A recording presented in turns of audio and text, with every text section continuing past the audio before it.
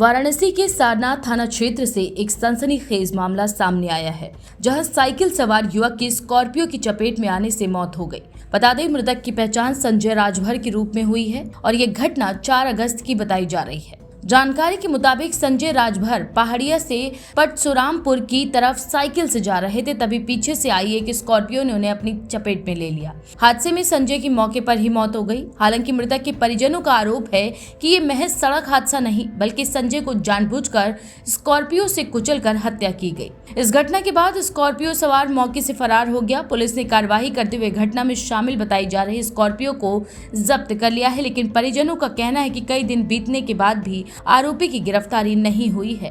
परिजनों और स्थानीय लोगों ने इसे लेकर नाराजगी जाहिर की है। उन्होंने पुलिस के वरिष्ठ अधिकारियों से निष्पक्ष जांच कर आरोपी को जल्द गिरफ्तार करने और सख्त कार्रवाई की मांग की है। पहले अपना नाम बताइए। नाम मेरा शिव कुमार है। मेरे पिताजी का एक्सीडेंट हुआ था परशुरामपुर में। जो सतपाल है वो पी के गाड़ी चला रहा था, पीछे से चढ़ा दिया कुछ उस पे शरीर पे, और कोई वहाँ पर जाम हुआ था, लेकिन कार्रवाई के लिए बोले थे। कार्रवाई अभी कुछ हुआ नहीं है। 10-15 दिन 16-17 दिन आज हो गया है। इसके लिए हम लोग 2-3 दफे थाने गए हैं। अभी कोई बोल रहे हैं कि इधर उधर भी पकड़ाए भी नहीं हो जो एक्सीडेंट किए हैं। एप्लीकेशन आपने दिया है कहाँ? एप्लीकेशन हम लोग थाने पे दे दिए हैं और एसडीएम ऑफिस भी दिए हैं और यहाँ कचहरी भी दे दिए हैं, लेकिन अभी कोई इधर उधर कोई कार्रवाई नहीं हुई है। क्या चाहते हैं इस कार्रवाई में? ये चाहते हैं कि थोड़ा से जल्दी हो और हम लोगों की जो हुआ है वो सुनवाई जल्दी हो। मेरा नाम शीला देवी है और हमारा पति का नाम संजीव कुमार। क्या हुआ आपके पति के साथ? मतलब हमारा पति काम पर जा रहे थे और एक्सीडेंट हो गया कहाँ पर हुआ ये एक्सीडेंट? परशुरामपुर में। कैसे हुआ था? वो जा रहे थे, उधर से पीछे से स्कूल पर आ गए और वो मार दिए पीछे से। आपने थाने पर एप्लीकेशन? हमने पर एप्लीकेशन दिए थे, तो वो थाने कुछ वाले क्या नहीं बोले?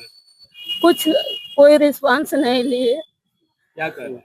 और कोई सुनवाई नहीं हुआ और 3 बच्चे हैं छोटे छोटे, हम कहाँ लेकर जाएंगे। अब तक उसकी गिरफ्तारी हुई कि नहीं? कुछ नहीं हुआ, गिरफ्तारी भी नहीं हुआ। तो आप लोग क्या मांग करना चाह रही है? मांग यही है कि हमारे छोटे छोटे बच्चे हम कहाँ लेकर जाएंगे। अब कुछ नहीं होगा तो 3 बच्चे को लेकर आत्महत्या कर लेंगे। मैं मनोज जी चितुना गांव से, और हमारे जीजा थे और जो हमारी बहन थी उनके पति थे वो संजय राजभर थी, और नवापुरा गांव था उनका।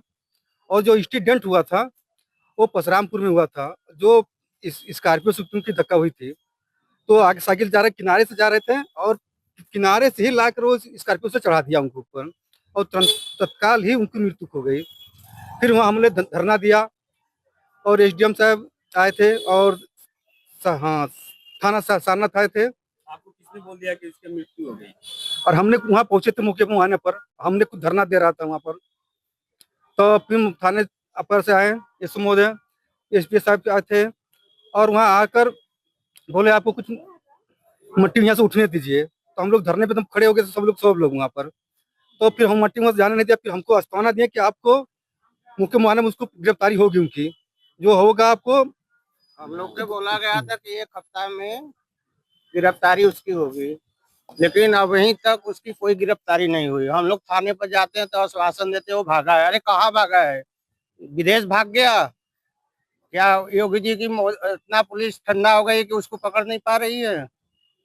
और क्या करें हम, बताइए हम लोग करें क्या? ये कब की घटना? 4 तारीख का है। 4 जुलाई के 4 तारीख का था। हम लोग फिर थाने पे गए थे तो एसओ महोदय हमसे बोले हैं कि आपको क्या चाहिए। हम इनके 3 बच्चे हैं, अभी उनकी शादी भी नहीं हुआ है, और हमको जो इंसाफ चाहिए हमको वही हमको चाहिए भाई। एसओ महोदय बोले ठीक है आपको चाहते हैं, बस न्याय आपको मिलेगा।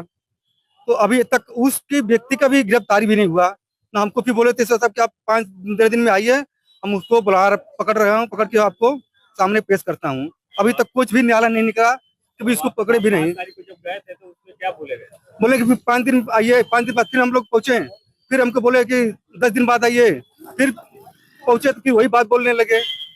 अब इसी तरह से यह मुआयना चल रहा है। आज 17 दिन हो गया, अभी तक कोई गिरफ्तारी नहीं हुई, न तो कोई उसका व्यक्ति का तिरही भी बीत गया। अभी तक कुछ भी नहीं पता चला।